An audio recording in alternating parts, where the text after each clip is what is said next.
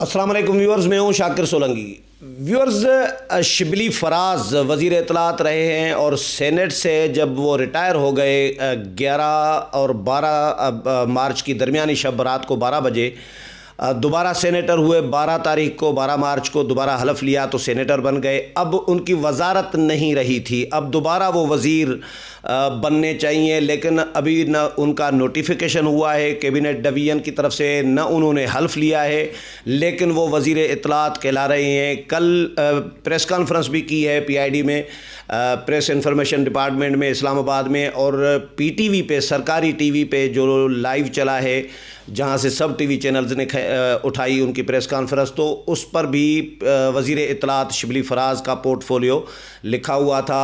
ان کا جو Twitter account ہے وہ بھی میں نے اسکرین شاٹ لیا ہے، وہ بھی دیکھ لیا، وہاں پہ بھی وزیر اطلاعات لکھے ہوئے ہیں۔ قومی اسمبلی کی ویب سائٹ جو ہے، جہاں پہ کابینہ کے ممبران کے نام اور فوٹو وغیرہ لگے ہوئے ہیں، وہاں پر بھی 13ویں نمبر پر شبلی فراز کا وزیر اطلاعات کے طور پر نام لکھا ہوا ہے۔ تو اس پر ڈبیٹ ایک شروع ہو گئی ہے کہ وزیر اطلاعات یہ چل سکتے ہیں یا نہیں، اس طرح بغیر حلف لیے اور بغیر نوٹیفیکیشن کے۔ آئین کا آرٹیکل 91 ہے، جس کی شق ہے 9 نمبر شق، اس میں 6 مہینے کا ایک آپشن دیا گیا ہے۔ میری نیر بخاری سے بھی بات ہوئی تھی، وہ چیئرمین سینٹ بھی رہے ہیں، بڑے نامور وکیل ہیں۔ فیصل کریم کنڈی صاحب ڈپٹی اسپیکر قومی اسمبلی بھی رہے ہیں، یہ خود بھی وکیل ہیں، تو ان سے بھی انہوں نے پریس کانفرنس بھی کی اور پریس کانفرنس میں یہ معاملہ اٹھایا، اس پر ڈیبیٹ ہو رہی تھی۔ تو آج میں نے ضروری سمجھا کہ فیصل کریم کنڈی صاحب سے اس پر بات کریں کہ 6 مہینے کا کیا آپشن دیا گیا ہے اور شبلی فراز کے اسٹیٹس کو کس طرح دیکھ رہے ہیں، کیا یہ غیر قانونی قابض ہیں وزارت اطلاعات پہ؟ سر بسم اللہ الرحمن الرحیم۔ شاکر سولنگی صاحب، بڑی مہربانی، آج آپ نے یہ بات کی اور میں آج آپ نے پریس کانفرنس میں بھی سوال کیا۔ دیکھیں، اب اگر آپ دیکھیں، حفیظ شیخ صاحب بھی جو ہیں وہ فیڈرل منسٹر کے اسٹیٹس پہ ہیں اور ان کو انہوں نے 6 مہینے کے لیے بنایا تھا اور اس کا نوٹیفیکیشن ہوا تھا، اور اسی لیے ان کو سینٹ اسلام آباد سے سیٹ پہ لڑایا گیا تھا تاکہ وہ سینٹر بنے اور اس کو ہم فل فیڈرل منسٹر ہو تاکہ وہ اگلا بجٹ بھی پیش کر سکیں۔ اب پوزیشن یہ ہے کہ جون میں اگر بجٹ ہوا تو حفیظ شیخ صاحب بجٹ پیش نہیں کر سکتے۔ ان کو اس بجٹ کو یا تو مئی میں پیش ہونا ہے، اور یا پھر حفیظ شیخ صاحب کو کسی ایسی سیٹ سے دوبارہ سینٹر بنانا ہے یا MNA بنانا ہے تاکہ وہ پارلیمنٹ میں آ کے اور فل فلیج جو ہے وہ منسٹر بن سکیں، کیونکہ ان کا 6 مہینے کا ٹائم جو ہے وہ مئی میں تقریباً ایکسپائر ہو رہا ہے، مڈل آف مئی یا اینڈ آف مئی ایکسپائر ہو رہا ہے۔ اب آپ شبلی فراز صاحب کی بات کریں، دیکھیں شبلی فراز صاحب پچھلے کئی ہفتوں سے، مہینوں سے ہمیں بڑے بھاشن دے رہے ہیں جمہوریت کے لیے، اور پتہ نہیں کیا کیا چیزیں ہمیں بتا رہے ہیں۔ ہم تو بالکل ہمیں سمجھتے ہیں کہ ہم کچھ نہیں سمجھتے، اور وہ سب سے زیادہ جمہوریت کا علمبردار ہے۔ تو آج وہ غیر قانونی اور غیر آئینی طور پر وہ انفارمیشن منسٹر اپنے آپ کو خود ساختہ انفارمیشن منسٹر بنا ہوا ہے۔ دیکھیں 11 اور 12 جیسے آپ نے کہا کہ وہ کی شب کو وہ ریٹائر ہو چکے ہیں، پھر انہوں نے دوبارہ حلف لیا ایز اے سینیٹر، کیونکہ وہ نئے سینیٹر منتخب ہوئے ہیں، اور اس کے بعد جو ہے انہوں نے یا ان کا نوٹیفیکیشن ہونا ہے 6 مہینے کا، یا انہوں نے حلف لینا ہے۔ آج تک انہوں نے ابھی جب میں یعنی 6 مہینے کا نوٹیفیکیشن صدر کی طرف سے جاری ہوگا، کیبنٹ صدر ہی وہ مطلب ہے کہ وہ ایشو کرے، تو اس میں جو ہے اب وہ نوٹیفیکیشن جو ہے ابھی تک آپ سے جب میں بات کر رہا ہوں، ابھی تک نہ آپ کے پاس نوٹیفیکیشن ہے نہ میرے پاس ہے، نہ ان کی اوتھ ٹیکنگ سیریمنی کی کوئی فوٹیج ہمارے پاس موجود ہے، یا نہ کوئی ایسا نوٹیفیکیشن ہوا ہے۔ تو اس کا مطلب ہے کہ وہ غیر آئینی اور غیر قانونی طور پر ایک خود ساختہ انفارمیشن منسٹر بیٹھے ہیں، اور وہ PID کو بھی چلو حکومتی ترجمان یا وہ تو استعمال کر سکتے ہیں، لیکن اپنے ساتھ انفارمیشن منسٹری لکھنا، اپنے ساتھ انفارمیشن منسٹر کو لکھنا اور ساتھ ساتھ ان چیزوں کو استعمال کرنا، میں سمجھتا ہوں غیر آئینی اور غیر قانونی طور ہے۔ میرا ان سے مشورہ ہے برادرانہ کہ وہ جا کے پہلے حلف لیں یا اپنا نوٹیفیکیشن ایشو کرا لیں، پھر جا کے ہمیں باشند انفارمیشن منسٹری کی حیثیت سے۔ تو یہ جو ابھی شبلی فراز صاحب جو وزارت میں احکامات جاری کر رہے ہوں گے، کوئی دستخط کر رہے ہوں گے، آرڈر پاس کر رہے ہوں گے، تو ان کی قانونی حیثیت کیا ہوگی اس کی قانونی حیثیت کوئی نہیں ہے۔ پہلی بات ہے کہ وہ مطلب ہے کہ منسٹر کوئی اور چلا رہے ہوتے ہیں تو صرف وزیر ہوتا ہے۔ آپ کو پتہ ہے PTI میں کون کون جو ہے وہ وزیر ہیں، اور جو کون کون جو ہے وہ صرف وزیر برائے نام وزیر ہیں، صرف پریس کانفرنس کرتے ہیں یا جو ہے وہ ٹاک شوز کرتے ہیں جو ان کی وجہ سے۔ تو آپ کو پتہ ہے کہ انفارمیشن منسٹری کے PTI کے دور میں کتنے وزیر ہیں، کتنے مشیر ہیں، کیا کچھ ہیں۔ تو یہ چیزیں تو دیکھیں سامنے چل رہی ہیں سب کے، جو ہے ایسے موقع بھی آئے جب اسپیشل اسسٹنٹ اندر بیٹھا ہوتا تھا اور انفارمیشن منسٹر باہر بیٹھے ہوتے تھے. اچھا یہ تھوڑا سا ہمارے ویورز کو بتائیں کہ صدر مملکت کیا 6 مہینے کا ان کا خصوصی کوئی نوٹیفیکیشن ہوتا ہے, آرڈر ہوتا ہے کہ یہ وزیر ہیں, اسٹیٹس دیا جاتا ہے, کیا ہوتا ہے؟ بالکل, پریزیڈنٹ صاحب جو ہے 6 مہینے کے لیے آپ کو فیڈرل منسٹر کا اسٹیٹس, کسی بھی نان الیکٹڈ آدمی کو, نان الیکٹڈ, اور اس کو پھر 6 مہینے کے اندر الیکٹ ہو کے پارلیمنٹ میں آنا پڑتا ہے. جیسے آپ کو شوکت عزیز کا یاد ہوگا, جب وہ وزیر اعظم بن رہے تھے, وہ سینیٹر تھے اور پھر انہوں نے ادھر سے ریزائن کیا اور پھر غالباً اٹک والی سیٹ پہ وہ اٹک سے جو ہے وہ ایم این اے کا الیکشن لڑ کے پھر آئے تھے اور پھر وہ وزیر اعظم بنے تھے.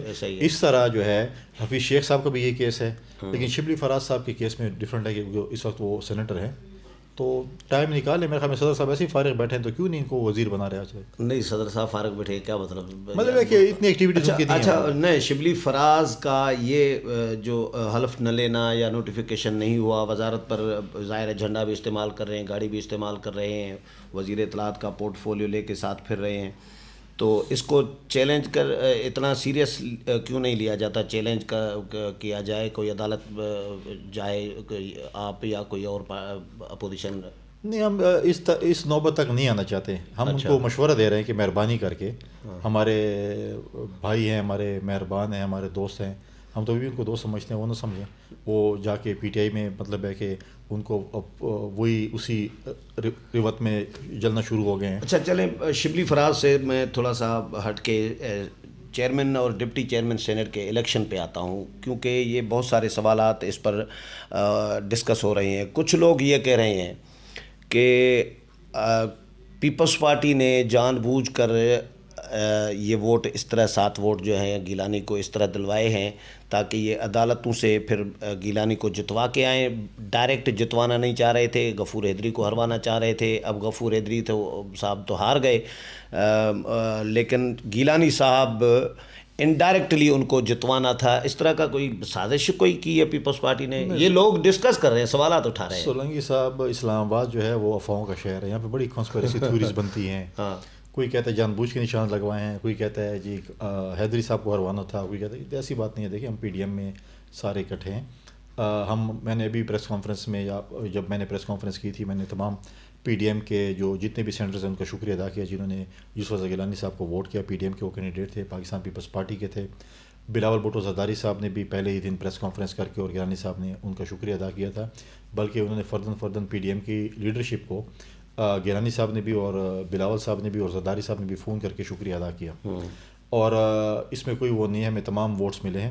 لیکن جو ہمارے پریزائڈنگ افسر صاحب تھے, وہ کیونکہ ان سے تعلق سندھ سے تھا, جی ڈی اے سے تھا, اور وہ جس طریقے سے کہہ رہے تھے کہ جی میں ان ووٹوں کو ریجیکٹ کرتا ہوں, حالانکہ وہاں پر اگر آپ دیکھیں تو باکس نام کی کوئی چیز نہیں تھی جو بار بار وہ کہہ رہے ہیں باکس میں لگیں. یہ پورا میں سیکٹری جو ہے وہ سینٹ نے کہا تھا کہ آپ کہیں بھی نشان لگا سکتے ہیں.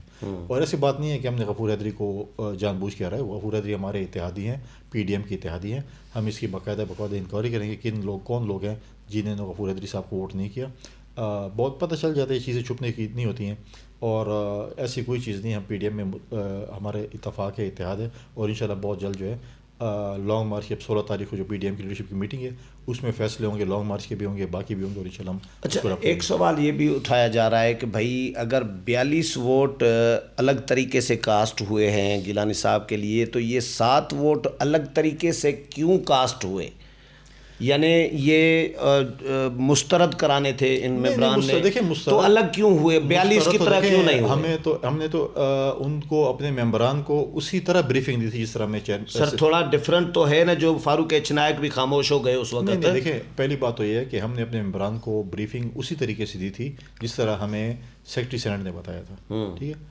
اور فاروق نائک نے پہلے ووٹ کو چیلنج بھی کیا تھا, پھر انہوں نے کہا کہ ہم آخر میں اس کو ڈیسائیڈ کرتے ہیں. جب پریزائڈنگ افسر نے دیکھا کہ اگر میں سارے ووٹنگ ایکسیپٹ کرتا ہوں تو گیلانی صاحب جیتتے ہیں, تو ان نے وہی جو جی ڈی اے کا جو پیپلز پارٹی کے خلاف بوجھ تھا وہ انہوں نے نکال دیا کہ جی میں کیوں جیتنے دوں اس کو, یہ جائے عدالتوں میں چلے جائیں, چلو میں یہاں پر ان کو تھوڑا سا جو ہے وہ تھوڑا سا جھٹکا دوں. لیکن میں انشاءاللہ کانفیڈنٹ ہوں, میری پارٹی کانفیڈنٹ ہے کہ ہم انشاءاللہ ابھی کورٹ میں جائیں گے اور ہم اس چیز کو, کیونکہ ماضی میں یہ پریزیڈنٹ یہ موجود ہیں اور یہ چیزیں جو ہیں وہ یہ ووٹ ریجیکٹڈ نہیں, یہ اخلاقی طور پر ہماری فتح ہے.